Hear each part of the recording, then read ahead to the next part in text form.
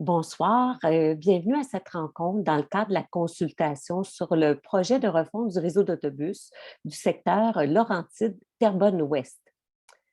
Votre caméra et votre micro sont fermés, mais vous avez la possibilité de partager des commentaires ou vos questions dans l'outil questions et réponses ou QA ou Q et R en bas à droite ou à gauche de votre écran.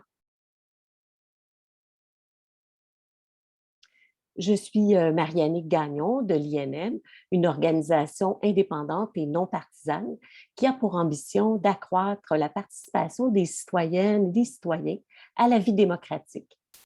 Je suis accompagnée ce soir de mes collègues Jessica Perrin et Alexander Nijelski, qui s'occupent du soutien technique, ainsi que de Sophie Blanchet-Beaujois à la prise de notes. En plus de l'animation des rencontres, l'INM rédigera un rapport de consultation qui servira d'intrant à l'élaboration des scénarios de refonte. Nous nous engageons à refléter fidèlement vos idées dans ce rapport. La séance est enregistrée à des fins de retranscription.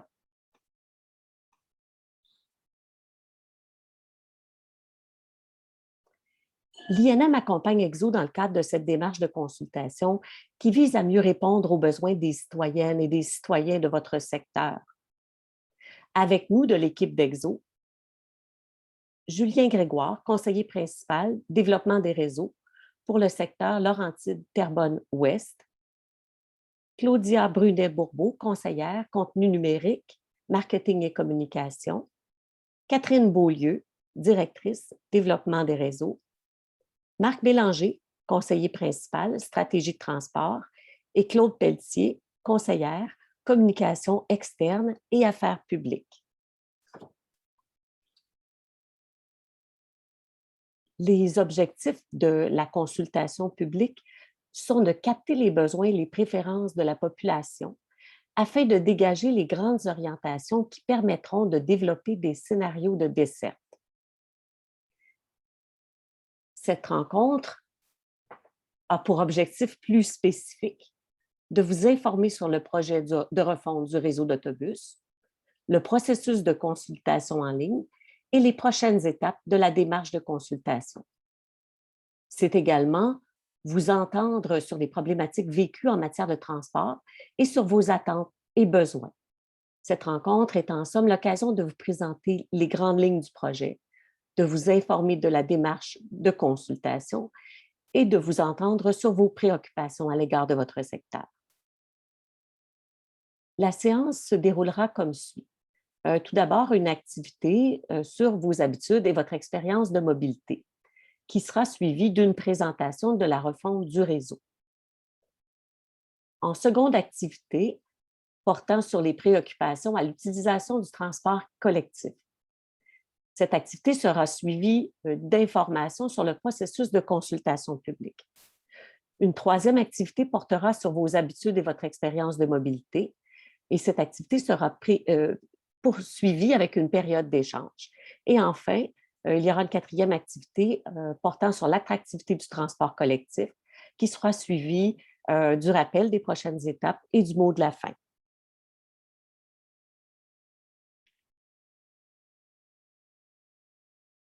Donc, en lien avec le déroulement de la séance et pour son bon fonctionnement, nous proposons la charte de participation de l'INM qui rappelle qu'il vous est permis d'attaquer les idées et non pas les personnes, d'oser poser des questions, de vous ouvrir à la diversité des points de vue et également de maintenir votre attention sur la personne qui s'exprime. Alors, pour la première activité, elle porte sur les habitudes et votre expérience de mobilité. Je vous invite à présent à répondre à un court sondage qui va s'afficher à l'écran. Vous allez avoir 5 minutes pour répondre à 2 questions. Les résultats seront par la suite partagés. Donc, vous allez avoir, avec l'affichage des réponses, sur le côté, la possibilité de descendre pour vous diriger vers la seconde question et pour voir les réponses qui seront là. La première question est: quel est le mode de transport que vous utilisez le plus souvent? Et la seconde question, si vous utilisez l'automobile, modifieriez-vous vos habitudes si vous aviez de nouvelles options de transport collectif? Alors, je vous laisse le soin de répondre quelques instants, puis nous allons regarder les résultats.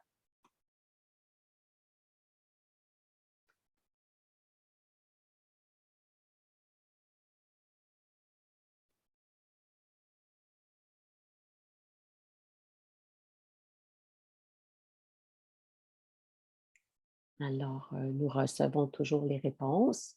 Merci de participer. Alors, dans quelques minutes, on vous lit les résultats. Vous pouvez également les consulter.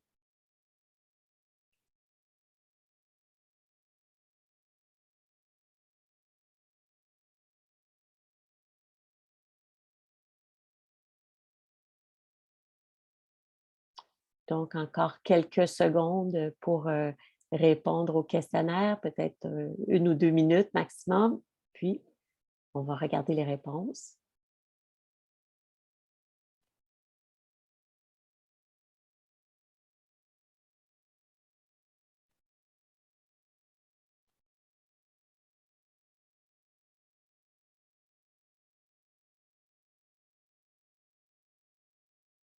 Alors, on est à 85 du vote. Je vais vous donner les réponses qui sont là. Donc, 53 des personnes utilisent l'automobile comme conducteur. 29 utilisent le transport collectif. 12 utilisent le vélo. Et une personne utilise l'automobile comme passager. Si vous utilisiez l'automobile, modifieriez-vous vos habitudes si vous aviez de nouvelles options de transport collectif? Alors, à cette question, 53 des répondants ont dit oui. 5 ont répondu qu'elles n'utilisaient pas l'automobile et 2 personnes ont répondu non, tandis qu'une autre personne a mentionné « je ne sais pas, je préfère ne pas répondre ». Alors, merci beaucoup pour ces réponses à notre sondage. Alors, maintenant, pour présenter l'information sur le projet de refonte, j'inviterai Catherine Beaulieu, directrice du développement des réseaux, à vous faire la présentation. Merci, Catherine. Merci, Marie-Annick. Bonjour à tous. Avant de débuter et de parler plus en détail là, du processus de refonte qui attend votre secteur, nous voulons rappeler un peu qui est EXO, et quand est né EXO. Donc, en fait, EXO a été créé le 1er juin 2017, donc il y a 4 ans maintenant, dans le cadre d'une nouvelle gouvernance des transports collectifs dans la région de Montréal. Et lors de la création de cette nouvelle gouvernance-là, il y a 2 nouvelles sociétés qui ont été créées. Donc, la RTM, l'Autorité régionale de transport métropolitain, qui a la responsabilité de la planification, du financement et de la tarification des services de transport collectif dans l'ensemble de la région métropolitaine. Et aussi EXO, qui regroupe le transport par train, qui était autrefois assuré par l'AMT, donc l'Agence métropolitaine de transport, de même que 13 CIT et organismes de transport par autobus qui opéraient dans les couronnes nord et sud. Donc, EXO est une société de transport au même titre que la STM à Montréal, la STL à Laval, le RTL à Longueuil et bientôt le REM. Donc, comme on l'a dit, EXO opère sur un vaste territoire dans les couronnes nord et sud de Montréal, mais en fait, avec les trains de banlieue, on opère dans l'ensemble des municipalités de la communauté métropolitaine de Montréal, donc qui compte 82 municipalités, ainsi que Kanawake et la ville de Saint-Jérôme. Donc, on opère un service d'autobus qui compte plus de 240 lignes d'autobus et une soixantaine de lignes de taxibus, ainsi que 5 lignes de trains de banlieue, dont la ligne de Saint-Jérôme, et un service de transport adapté également. Donc, fusionner 14 organisations en une seule, comme vous pouvez vous le douter, était un défi de taille. Donc, depuis la création d'EXO, nous avons déployé beaucoup d'énergie à consolider nos opérations, à uniformiser nos pratiques, Et maintenant, nous sommes prêts à progressivement développer les services grâce à des projets inspirants pour notre clientèle, comme celui de la refonte des réseaux dans votre secteur. Donc, on a en effet une belle opportunité de revoir l'ensemble de notre service d'autobus pour harmoniser les services et aussi créer des nouveaux liens dans le réseau afin de rendre le réseau plus efficace. Aussi, les populations en couronne, comme vous le savez sans doute, croît rapidement. Il y a beaucoup de nouveaux quartiers résidentiels qui voient et verront le jour dans les prochaines années. Il y a aussi beaucoup de nouveaux pôles d'emploi qui se créent, des institutions scolaires également. Donc, on veut s'assurer que la population des couronnes puisse bien se déplacer à ces endroits-là. Et finalement, il y a énormément de projets de transport collectif dans la région métropolitaine. Et certains sont majeurs, comme le REM. Donc, on doit bien sûr adapter aussi nos services à ces grands projets de transport.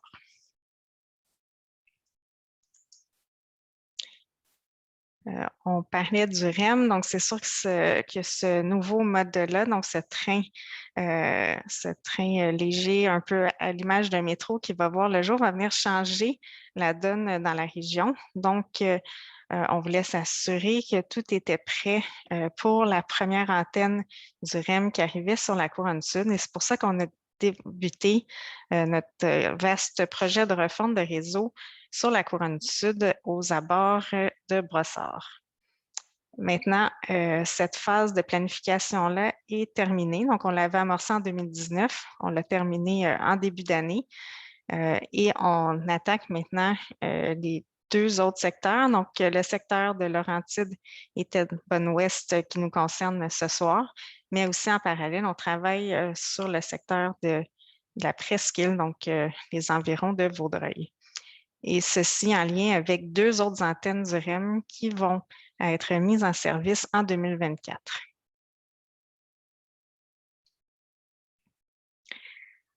Donc, un petit rappel du projet du REM. Donc, ce n'est pas un projet d'EXO, c'est bien un projet de la Caisse de dépôt et de placement du Québec, mais qui influence bien sûr nos services d'autobus, comme on l'a dit. Donc, il se déploie en plusieurs phases. Donc, la première, comme on le disait, sur l'antenne sud, donc qui va relier Brossard au centre-ville de Montréal, qui va être mise en service l'an prochain. Ensuite, toute la branche centrale à Montréal qui va être mise en service en 2023. Et enfin, les trois branches, dont celle vers Deux-Montagnes, va être mise en service en 2024.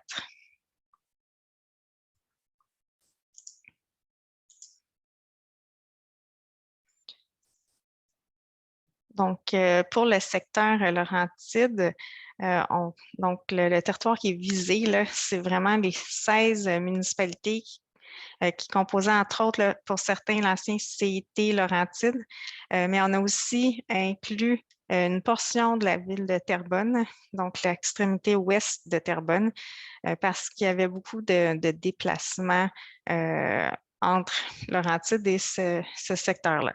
Donc ces 16 municipalités-là qui sont concernées, je ne les lirai pas toutes, mais elles sont à l'écran. Et ça touche à la fois 5 MRC également. Donc la MRC de Deux-Montagnes, la MRC Thérèse de Blainville, celle de la Rivière-du-Nord, Les Moulins et Mirabel.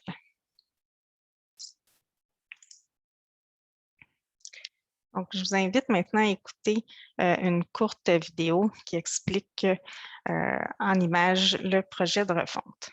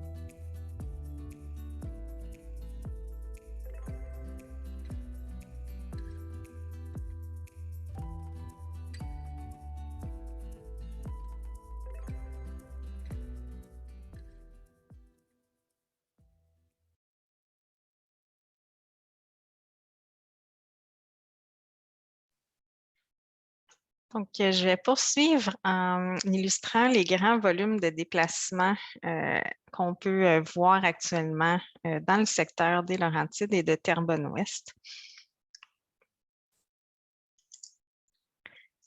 Donc, on le disait tout à l'heure, les couronnes en général, mais en particulier le secteur qui nous concerne ce soir, connaît une forte croissance démographique.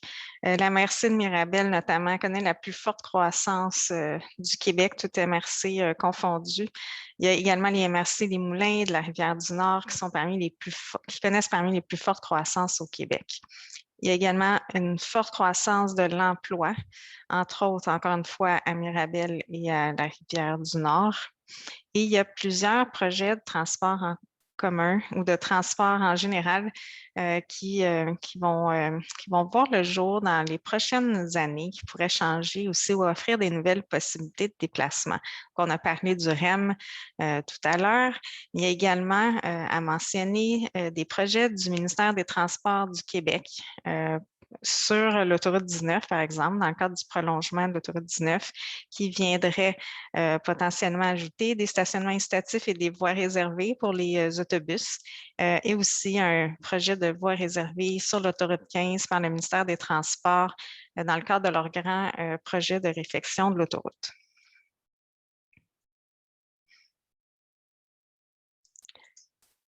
Si on regarde les déplacements, ici, ce qu'on va présenter, ce ne sont pas seulement les déplacements en transport collectif, mais bien tous les déplacements qui sont faits en période de pointe du matin. Donc ici, on s'intéresse aux environs de 6 h à 9 h le matin.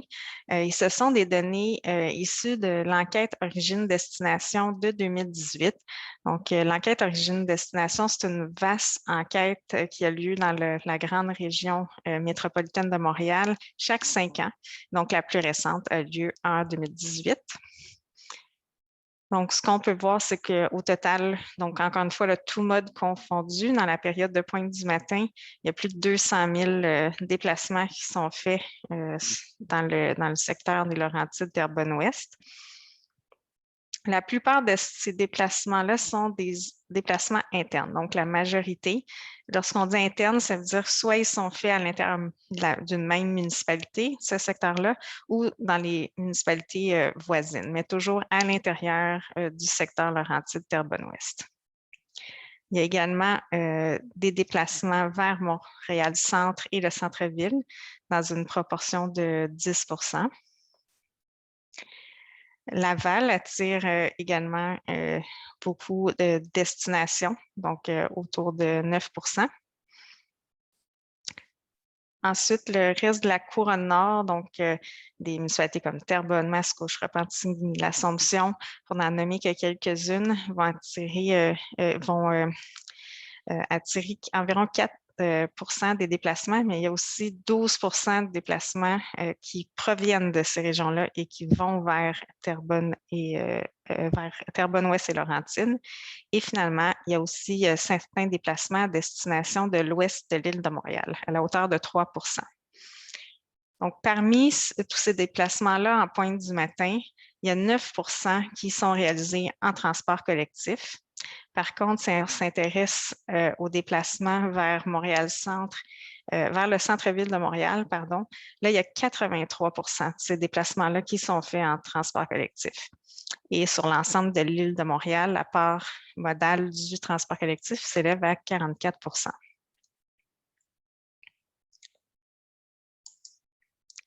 Si on regarde un petit peu plus où les gens se destinent dans le territoire, on voit que ce sont principalement des cégeps, par exemple, qui attirent. Donc, le cégep de Lionel Groulx, le cégep de Terrebonne, de la Naudière à Terrebonne. Il y a aussi le cégep de Saint-Jérôme, à Laval, le cégep Montmorency.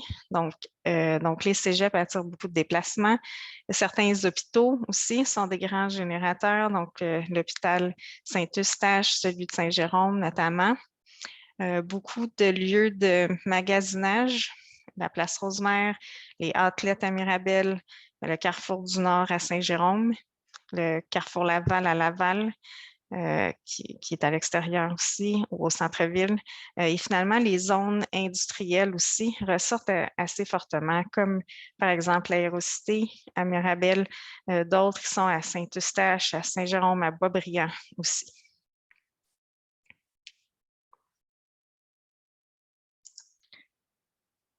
Si nous regardons maintenant le réseau de transport collectif actuel sur le territoire, eh bien, il compte environ une quarantaine de lignes d'autobus. Il est appuyé aussi de 10 lignes de taxis collectifs. Il y a également la ligne de train de banlieue de Saint-Jérôme qui compte aussi 5 gares avec des stationnements.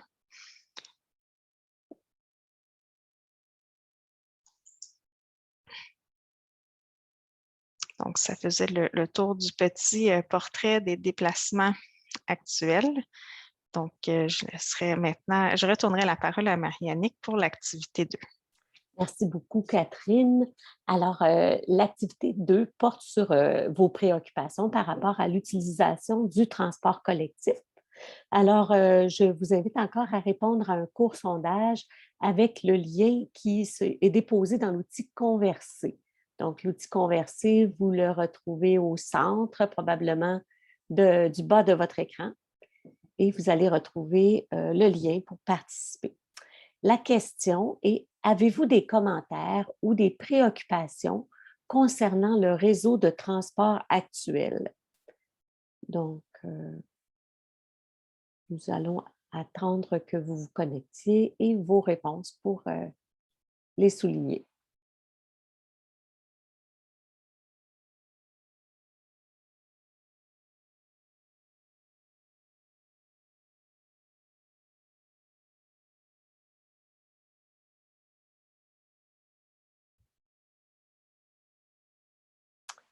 Donc, ce qui est mentionné, c'est la difficulté d'accès au transport pour les étudiants et employés qui n'ont pas d'auto. Un autre commentaire de la part de Geneviève Bouchard. Bonjour Geneviève, il serait bien d'avoir plus de passages du train de banlieue.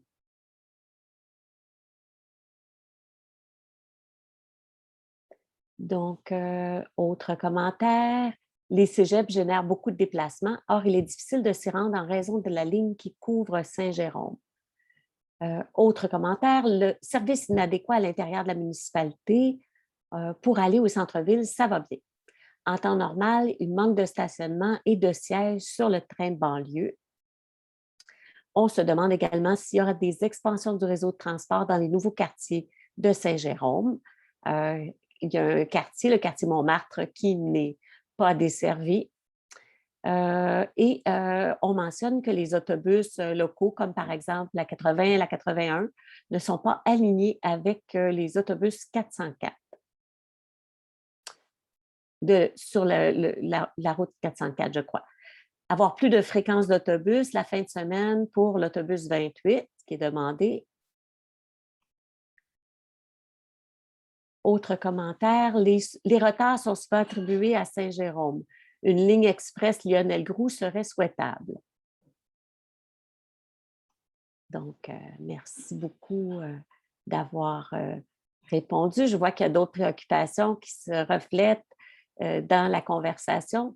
Donc, M. Cormier a des préoccupations depuis le retour scolaire. Il y a un très fort achalandage sur les autobus nolisés de Deux-Montagnes. Alors, des observations sur la desserte auprès des écoles, notamment, qui reviennent souvent.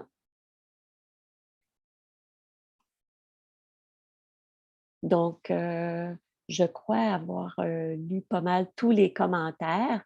Alors, merci beaucoup pour votre participation. Vous allez pouvoir continuer à commenter et à poser vos questions tout à l'heure.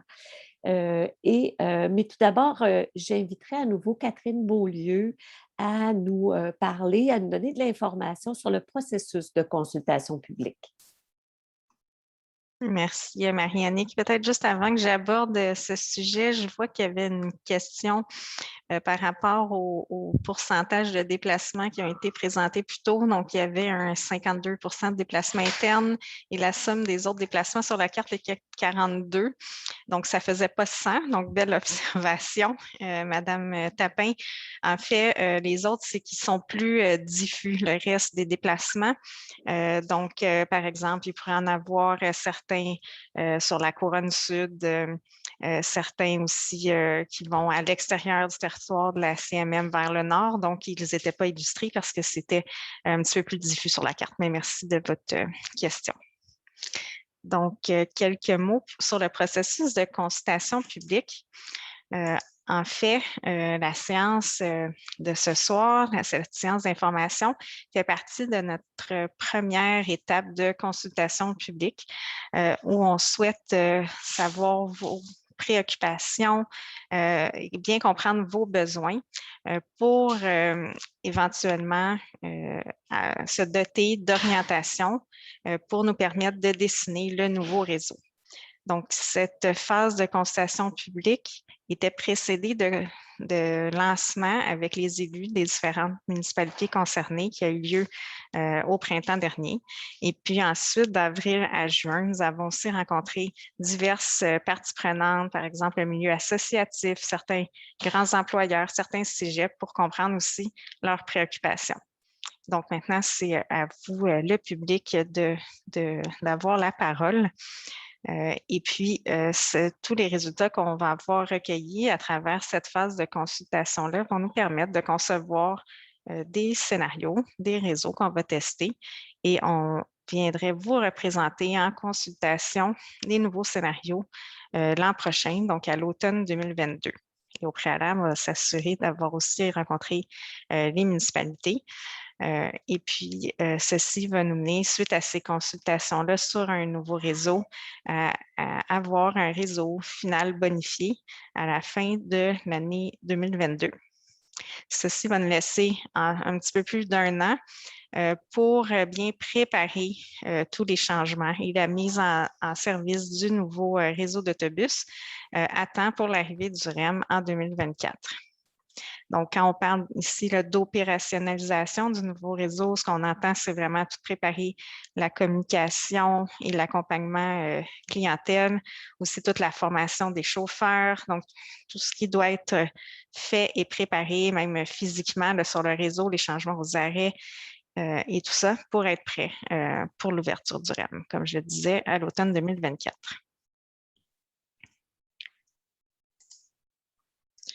Je vais maintenant céder la parole à Claudia Brunet-Bourbeau qui va vous montrer notre outil web de consultation. Merci Catherine. Donc, cette première phase de consultation-là se fait exclusivement en mode virtuel. Pour ce faire, on a développé une plateforme de consultation qui vous permet de vous informer sur les grandes lignes du projet et suivre l'évolution du projet. Elle vous permet Elle vous permet également de vous exprimer grâce à nos différents outils de consultation que je vais vous présenter. Donc, en arrivant sur notre plateforme, vous verrez les consultations qui sont actuellement en cours et vous verrez également les consultations qui sont terminées. Pour les consultations qui sont terminées, vous pourrez voir les résultats du projet.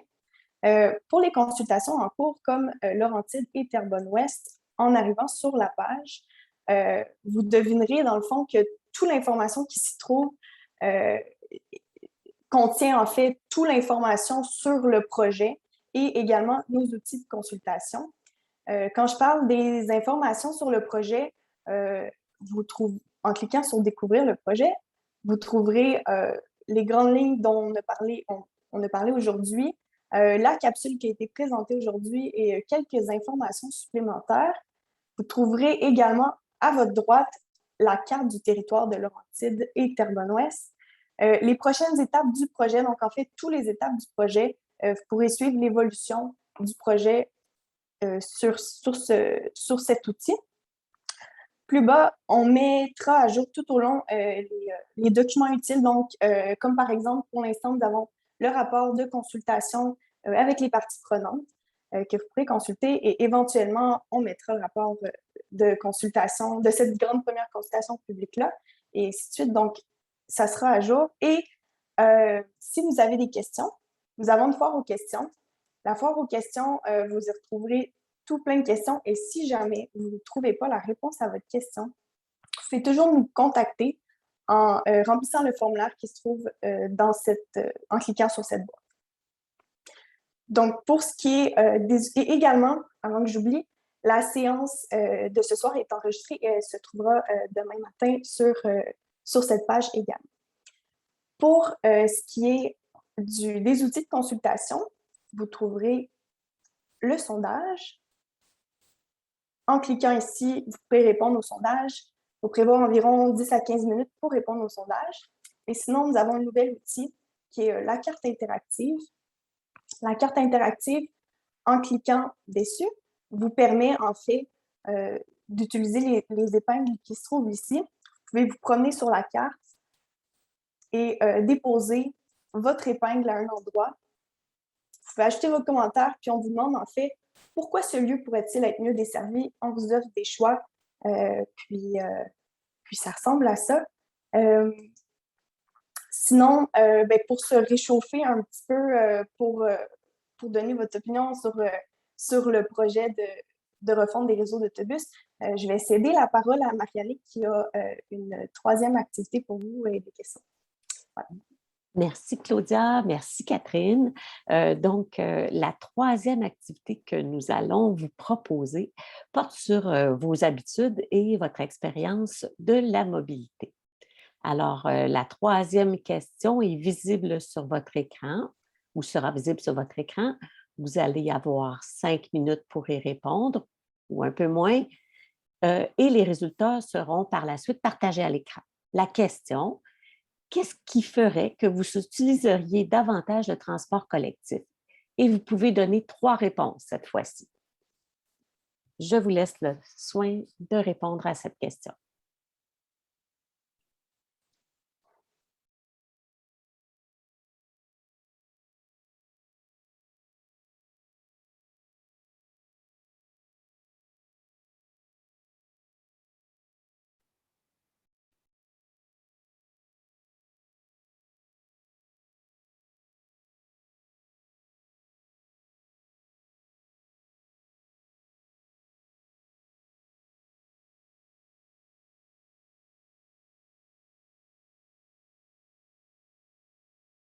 Alors, ça va bien. Vous répondez rapidement. Bientôt, on va pouvoir se donner les résultats.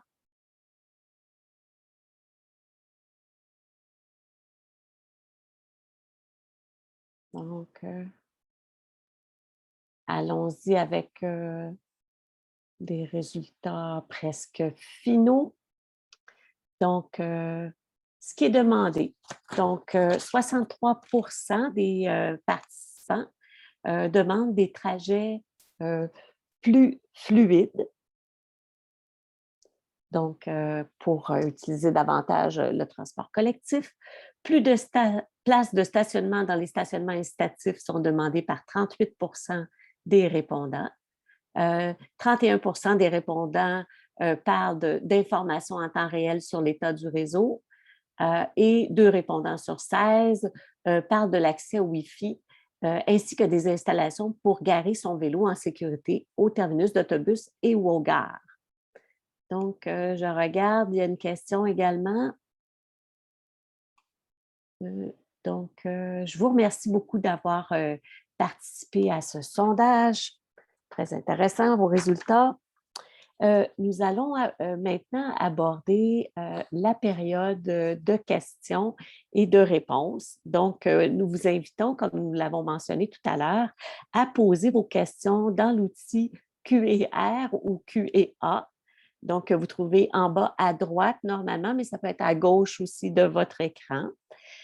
Vous avez la possibilité de voter avec un petit pouce en l'air sur les questions qui vous rejoignent pour qu'on puisse y répondre plus rapidement. Nous allons prendre connaissance des questions et les experts d'Exo vont y répondre. Si jamais nous n'étions pas en mesure de répondre à toutes vos questions aujourd'hui, sachez qu'elles sont bien notées. et que vous trouverez au cours des prochains jours des réponses à ces questions dans la foire aux questions qui vous a été présentée par Claudia tout à l'heure, qui est sur la plateforme de consultation d'Exo. Alors, tout à l'heure, ce que je vais faire, je vais lire les questions, je vais les adresser à Mme Beaulieu, qui pourra, au besoin, avoir recours à ses collègues pour compléter sa réponse. Alors, je vous laisse encore une minute. Ne soyez pas gênés, toutes les questions sont bonnes. Donc, allons-y avec une première question. Beaucoup de retards sont constatés pour les autobus 404 et 498. Est-ce que vous avez pensé à trouver une solution pour ces retards-là? Donc, merci pour votre question. En fait, pour le bénéfice des auditeurs, là, les autobus 404 et 498 sont des lignes qui ont été mises en mesure d'atténuation pour les travaux du REM, donc des nouveaux services pour venir pallier à ces travaux-là. La principale raison là, des ennuis que vous relatez ici sont causés par la pénurie de main-d'œuvre, donc qui affecte l'ensemble du Québec, mais et aussi nos chauffeurs, donc nos transporteurs font face à cette pénurie de main-d'œuvre-là. Donc, on a travaillé très fort là, avec eux pour trouver des solutions. Il y a eu des belles améliorations dans les derniers jours, mais bien sûr, on suit ça de près. Puis, on va continuer de s'ajuster dans la mesure du possible. J'inviterai peut-être ma collègue Claude Pelletier à compléter au besoin. Non, c'est bon, Catherine, tu as tout dit. C'est sûr que aussi on doit s'ajuster avec la reprise graduelle de l'achalandage, mais effectivement, la pénurie de main-d'œuvre a été un grave problème, puis on est en train de mettre des solutions en place là, avec nos fournisseurs pour régler la situation rapidement. Merci beaucoup pour vos réponses. Une autre question. Qu'est-ce qui fait en sorte que parfois des passages sont annulés sans qu'il y ait de notification, par exemple sur chrono? Donc, en effet, là, dans la mesure du possible, si on peut anticiper là, une annulation de voyage, on essaie de pousser l'information sur nos outils temps réel. Mais comme vous savez, rien de parfait dans ces communications-là. Donc, il se peut que parfois l'information ne s'est pas rendue à temps. Mais je vous invite, là, si vous avez des cas pareils ici qui sont arrivés à des moments précis, là, de communiquer avec notre centre de relations clients pour les noter. Comme ça, on va pouvoir s'assurer de remédier à la situation. Mais soyez assurés qu'on a des équipes qui suivent ça de près là, pour améliorer ces outils-là. Merci beaucoup. Une autre question. Est-ce que les problèmes actuels de contraintes opérationnelles vont bientôt être réglés? Et on parle plus particulièrement des lignes 27 et 22. Malheureusement, sans plus de détails, là, je ne sais pas exactement à quelle contrainte opérationnelle vous faites référence. Donc, c'est difficile pour moi de répondre. Mais si vous pouvez compléter la problématique que vous avez rencontrée dans le fil, si je n'ai pas la réponse, là, je vais m'assurer qu'on fasse le lien avec nos équipes d'opération pour vous revenir à ce sujet précisément. Merci. Donc, quelqu'un constate également que l'autobus 498 est souvent annulé. Donc, on se demande s'il y a une alternative qui peut être proposée pour ce problème-là. Bien, donc, encore ici, là, c'est une des mesures qui a été mise comme atténuation aux travaux du REM.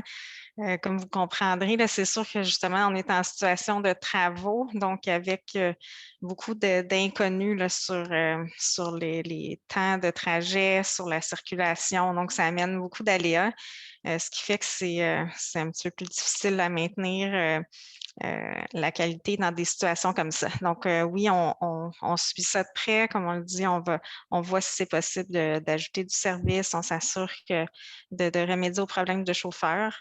Puis encore une fois, s'il y a des journées particulières là, où c'est arrivé, là, vous pouvez les noter à notre centre de relations clients.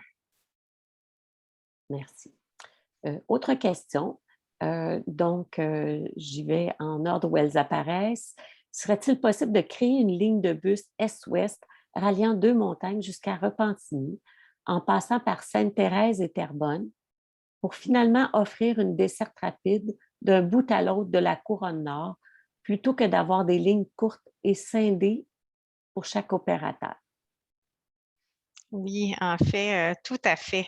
C'est tout à fait le sens là, de ce qu'on cherche à faire avec nos travaux de refonte de réseau. Puis quand on parlait d'optimiser les services et d'améliorer les liens sur la couronne nord, parce que comme on le voit, il y a beaucoup de lieux de destination là, importants comme des centres, des institutions d'enseignement, des lieux d'emploi qui se créent et les gens ont besoin de plus en plus de se déplacer d'est en ouest. Oui, c'est tout à fait là, dans le sens de nos travaux de regarder une telle desserte. On ne peut pas la confirmer pour le moment, ni son tracé. Là, comme vous le savez, on est au tout début, donc on récolte les besoins, mais déjà, avec les données qu'on a amassées, on voit un besoin pour une telle ligne. Donc, c'est ce qui, avec les informations là, que vous nous donnez aujourd'hui de ces besoins-là, mais ça va contribuer à notre réflexion pour la suite. Merci. Pour l'autobus 8, direction Montmorency, il y a beaucoup d'autobus qui étaient à pleine capacité arrivés à mon arrêt. Est-ce que vous avez pensé mettre davantage d'autobus sur ce circuit? Et on mentionne que c'est la même chose pour l'autobus 499. Donc, comme vous pouvez le noter, avec la situation de la pandémie, il y a eu beaucoup de changements aux habitudes de déplacement. On sent là, avec la rentrée scolaire qui a eu lieu, là, qu'il y a un regain dans les déplacements en transport collectif. Et oui, là, on est prêt en fait à s'adapter à cette situation-là, puis à agir en cas de besoin. Donc, c'est sûr que c'est le tout début de la rentrée, donc on continue de le suivre, mais s'il y a des ajustements à apporter, bien sûr, là, qu'on le fera dans les prochaines semaines. Merci. Il manque de chauffeurs. L'autobus ne passe pas les samedis matins depuis plus d'un mois. Donc, entre 7h45 et 8h45 pour les lignes 22 et 27. Et souvent, ce n'est pas mentionné sur chrono. Est-ce que vous avez une réponse à cette problématique-là qui est énoncée? Et quelqu'un rajoute en disant, étant donné ces problèmes, une baisse de tarifs mensuels sera appréciée. Je n'ai pas malheureusement les raisons à ces cas précis-là, mais on va s'assurer de les acheminer aux gens concernés là, des équipes. Puis on essaiera de vous revenir là, avec une réponse et la piste de solution qui est envisagée. Par rapport à la sous-question sur les tarifs, vous savez, c'est l'ARTM qui est responsable de tout ce qui est la tarification dans la grande région métropolitaine. Donc, EXO n'est pas décisionnel à cet égard-là. Mais voilà, donc c'est un petit peu plus difficile d'agir à ce niveau-là pour nous. Mais tout ce qu'on peut faire pour assurer la qualité du service, bien sûr, on le met en œuvre. Merci beaucoup. Je vous rappelle également que vous trouverez dans la foire aux questions réponses aux questions peut-être plus techniques et précises là, auxquelles vous n'aurez pas eu réponse complète ce soir. Alors, n'hésitez pas à consulter la foire aux questions et à poser d'autres questions aussi à EXO. Donc, autre question. Est-ce que vos travaux de refonte incluent la possibilité de donner un meilleur accès à la couronne nord pour les personnes provenant de Montréal, Laval et même de la Rive-Sud? Oui, La réponse courte, oui. Donc, en fait, on regarde tous les déplacements à partir, à l'intérieur, vers donc Laurentides et Terrebonne-Ouest. Donc, aussi, là, ça inclut ce qui est à partir de Montréal, de Laval ou de la Rive-Sud. Donc, si on voit là, des besoins qui se dégagent ou des grandes tendances, là, c'est sûr que ce sont des choses sur lesquelles on pourrait agir et sur lesquelles on agirait. Merci. Autre constat que vous avez fait également, Saint-Jérôme se développe vitesse grand V. Quand y aura-t-il de nouveaux trajets?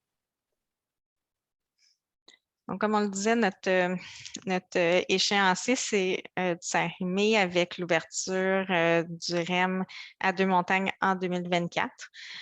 Donc, dans le cadre de ces travaux-là, c'est sûr que Saint-Jérôme fait partie du territoire qu'on regarde. Donc, s'il y a des améliorations à apporter pour la desserte de certains quartiers, mais on le ferait dans le cadre de la présente révision des services. Donc d'ici 2024 au plus tard, ces améliorations-là vont voir le jour. Merci. Une dame nous mentionne que lorsqu'elle arrive à Deux-Montagnes à 8h20 le soir sur le 404, elle doit attendre 1h15 pour la 80-81 et trouve ça très long, seule la nuit. Donc, elle proposerait d'ajouter un départ entre ces périodes-là. Est-ce que c'est quelque chose qui pourrait être considéré, par exemple? On va relayer votre suggestion aux équipes concernées, mais je ne vais pas vous donner la réponse malheureusement ce soir. Mais merci pour la suggestion. Merci. Alors, tout est bien noté et les questions sont acheminées pour y trouver réponse aux besoins. Donc, une offre de service contrepointe pour les travailleurs de la zone industrielle de Mirabel et autres parcs industriels serait très appréciée. Donc, une offre de service contrepointe, c'est-à-dire à l'inverse du sens de la circulation en heure de pointe, si je comprends bien. Oui, tout à fait. Donc, c'est le cas de tous les quartiers industriels, en fait. Là, donc, les gens se déplacent là, un peu dans le sens inverse de la circulation. Donc, oui, comme on l'a dit tout à l'heure, on le voyait ressortir sur les cartes, les zones industrielles attirent beaucoup de déplacements. Donc, c'est assurément là, des zones, dont celle à Mirabel. Donc, on voudrait voir comment améliorer la desserte. Donc, c'est des choses qui vont être regardées tout à fait. Donc, merci de le porter à notre attention. Merci. Alors, j'ai d'autres questions qui s'en viennent. Il y en a qui sont aussi dans la conversation. Donc, est-ce qu'il va y avoir plus de passages d'autobus de Bois-des-Filions vers Montréal au métro Cartier? Dans le moment, les passages sont aux 2 heures. Donc, je comprends très bien votre besoin est noté, là, donc d'avoir une meilleure fréquence entre Bois-des-Filions et le métro Quartier. Donc, c'est ces suggestions-là qu'on attend de votre part là, dans le cadre de cette consultation. Donc, on en prend bonne note et si c'est possible, dans les budgets qui nous seront alloués de le faire, nous le ferons.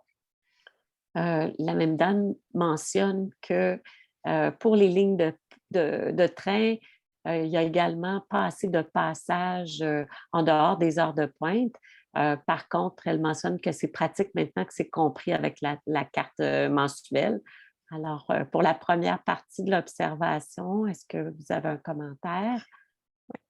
Donc, comme vous pouvez vous en douter, là, augmenter le service de train est un petit peu plus complexe que pour les autobus parce que souvent on circule sur des lignes où il y a aussi des trains de marchandises. Donc, on doit négocier, si on veut, des droits de passage avec les transporteurs de trains de marchandises. Ça demande aussi du matériel roulant là, qui est d'ampleur. Donc, ça demande souvent un petit peu plus de temps et de préparation pour pouvoir agir. Donc, la refonte s'intéresse bien sûr au réseau d'autobus principalement, mais dans des études parallèles, bien sûr, on regarde ce qu'on peut faire là, pour améliorer les lignes de train. Et Saint-Jérôme est une ligne qui, effectivement, là, qui connaît de la croissance et c'est des choses qu'on va regarder pour le futur. Merci. Donc, il y a beaucoup de questions. Nous vous invitons à les poser dans l'onglet questions et réponses, de préférence à les poser dans l'onglet converser si c'est possible pour vous. Merci beaucoup de votre collaboration. Je pose beaucoup de questions, mentionne quelqu'un, car je n'aime pas conduire. Je suis une habituée des transports en commun et j'aime bien quand les horaires coïncident, je crois. C'est un commentaire qui est bien noté. Nous avons également une question cette fois-ci. Dans le train, lorsqu'il y a plus de 5 wagons, il arrive qu'un wagon contrôle soit ajouté. Ce dernier contient une salle de bain, mais elle est toujours barrée ou hors service. Serait-il possible d'avoir 2 salles de bain pour les trajets de plus de 5 wagons? Alors, je ne sais pas si vous êtes en mesure de répondre à cette question. Ouais, comme tout à l'heure, là, on va apporter ceci à notre attention là, des gens aux opérations train pour voir s'il est possible, mais je ne suis pas en mesure de répondre ici. Le pourquoi ici, ce sera possible de, de répondre à votre souhait. Merci. Est-ce que l'Express d'Oka devrait être inclus dans le EXO, dans le circuit d'EXO dans le futur? Donc, en fait, l'Express d'Oka a un statut un petit peu particulier parce qu'elle est à l'extérieur du territoire d'EXO. Elle débute à l'extérieur du territoire d'EXO. Donc, elle est soumise à une entente particulière avec la RTM, comme toutes les autres villes hors territoire là, qui sont desservies par EXO. Mais effectivement, c'est des choses qu'on regarde là, avec la RTM, à savoir si c'est possible d'avoir des ententes. Donc, à suivre, mais il y a des discussions en cours à cet effet. Merci. Donc, j'avais sauté une question, je la reprends. Pourquoi n'y a-t-il pas plus d'autobus 8 direction Saint-Eustache en fin d'après-midi? Donc, il y a une période de 30 minutes sans passage, de 3h57 à 4h26. On considère que c'est trop long et que ça prend aussi 3 autobus pour que les gens puissent tous embarquer. Donc, encore une fois, on va noter là, votre suggestion d'avoir plus de départs sur cette ligne-là. Merci du commentaire. Parfait. Je vois aussi quelqu'un qui mentionne que l'autobus 8 existe déjà. Il part du terminus de Saint-Eustache pour se rendre au métro Montmorency. Mais est-ce qu'un autobus pourrait partir de la gare de Deux-Montagnes pour aller au métro Montmorency? Ce sont des choses effectivement qui sont possibles s'il y a un besoin. Donc, on va pouvoir regarder ce besoin-là dans le cadre de nos travaux. Merci de la suggestion. Merci beaucoup, effectivement, pour vos questions, vos suggestions. Alors, nous en avons d'autres. Est-ce que l'autobus 20 qui dessert Lorraine pourrait être plus direct vers la gare Rosemère? Donc, aussi, là, quand on parle des trajets qu'on veut améliorer, soit des nouvelles dessertes, mais c'est aussi d'améliorer ou d'optimiser ceux existants. Donc, effectivement, s'il y a moyen de rendre plus direct cette ligne-là, c'est des choses qu'on va pouvoir regarder dans le cadre de nos travaux. Merci. Serait-il possible de mieux arrimer le réseau de Terrebonne-Mascouche à celui de Laurentide? Oui, et c'est pourquoi d'ailleurs nous avons inclus une portion de Terrebonne-Mascouche à même notre réflexion ici sur Laurentide parce qu'on voyait beaucoup de liens entre l'ouest de Terrebonne et le secteur Laurentide, donc l'ancien CITL. Donc, effectivement, ça fait partie de nos réflexions, d'améliorer ce lien-là. La prochaine question est un peu en lien. Suite à votre refonte, est-ce que Terrebonne-Ouest aura un lien efficace avec le REM? Donc, c'est sûr que la phase du REM dont on parle, l'antenne sera à Deux-Montagnes, qui est quand même assez loin de Terrebonne. Donc, il faudrait étudier là, si c'est vraiment plus avantageux pour les gens de Terrebonne d'aller complètement à l'ouest comme ça pour se diriger là où ils se destinent. Mais oui, on peut regarder, mais à ce stade-ci, encore une fois, là, comme je vous dis, on n'est pas au stade d'avoir analysé des scénarios, donc il est trop tôt pour promettre si une telle ligne pourrait voir le jour ou non, mais on prend votre suggestion en note. Merci beaucoup. Étant donné le grand nombre de passagers dans les autobus 8, Saint-Eustache-Montmorency, pourquoi les bancs sont barrés? Les gens sont collés debout tout le long de l'autobus, la distanciation n'est nullement respectée. Alors, il est inutile de barrer les bancs. Une observation, des commentaires par rapport à cette observation? Je suis malheureusement pas au fait de cette situation, mais encore une fois, on va l'apporter aux personnes concernées. Merci beaucoup. Effectivement, cette rencontre est l'occasion de prendre en considération toutes vos préoccupations et soyez assurés que tout est bien noté. Est-ce que le terminus Saint-Eustache pourrait être jumelé à la nouvelle gare du REM Deux-Montagnes afin de centraliser les points de correspondance entre les lignes? J'imagine que quand vous parlez de jumelé, ça veut dire, vous voulez dire lié, donc il y a un lien entre les deux pour faciliter les correspondances, mais effectivement, c'est des choses qu'on peut regarder pour faciliter le lien entre Saint-Eustache et Deux-Montagnes. Encore une fois, merci de votre suggestion. Alors, je vois pour l'instant une dernière question, mais nous avons encore du temps si vous avez d'autres questions. J'ai une pancarte indiquant un code QR collé sur l'appareil qui vérifie les cartes à puce. Est-ce que ça serait la prochaine étape pour les abonnements? Je ne sais pas si vous avez réponse à cette question. Non, comme on le disait, le EXO n'est pas l'entité qui gère tout ce qui est tarification, abonnement, c'est vraiment la RTM. Et la RTM a une démarche en cours qui a déjà été entamée avec une première phase en juillet de revue des tarifs. Et donc, ça va se poursuivre dans les prochaines années. Mais je n'ai pas entendu parler d'un code QR dans le cadre de ces travaux-là. Mais comme je vous dirais, c'est peut-être avec la RTM que vous devriez valider ça si vous voulez la réponse plus précise. Merci beaucoup. Donc, nous n'avons pas d'autres questions ouvertes pour l'instant. Donc, je vous laisserai peut-être une petite minute si vous avez d'autres questions pour les poser sous questions et réponses. Autrement, bien entendu, nous vous invitons à consulter la foire aux questions et la plateforme de consultation publique d'EXO pour participer à la consultation ou inviter vos concitoyens à le faire.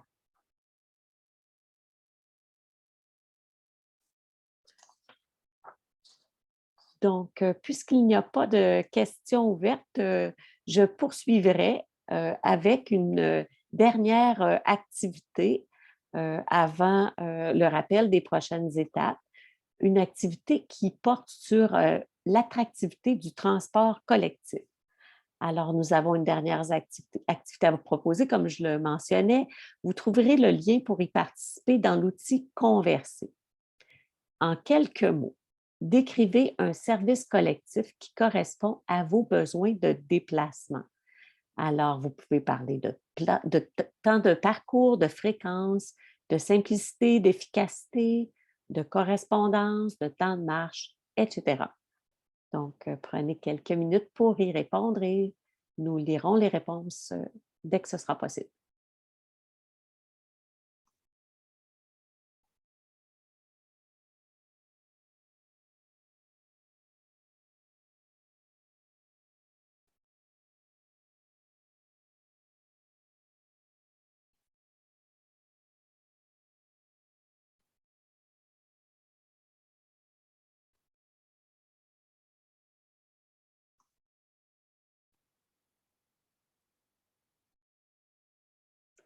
Donc, quelqu'un mentionne un service fiable dans la conversation, mais on voit que fréquent est un mot qui est fréquemment utilisé, de même que transparent, accessible, fiable,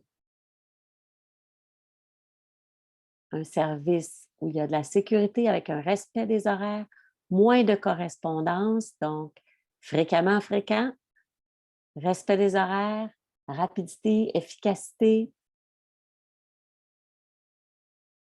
donc moins de temps d'attente, moins de correspondance, direct. Donc, fréquent revient très fréquemment. De même que la question de la fiabilité. Hein, des fois, les mots ne s'agglutinent pas toujours ensemble. Là, ça dépend des expressions qu'on utilise. Donc, on parle aussi d'accessible et de facile d'accès. Confortable. Donc, ça aussi, ça semble important. Personnel, convivial, ponctuel. On détaille un peu le genre de fréquence aux 10 à 30 minutes. Donc, c'est ce qui serait jugé acceptable, du moins par certaines personnes. Alors, je crois que ça reflète pas mal vos sentiments pour un meilleur transport collectif et les orientations que vous souhaitez qui soient données dans le cadre de la refonte du réseau d'autobus. Alors, je vous remercie tout le monde de votre participation très active lors de cette rencontre et afin de vous rappeler les prochaines étapes ainsi que pour le mot de la fin, j'inviterai à nouveau Catherine Beaulieu d'Exo. Merci beaucoup tout le monde.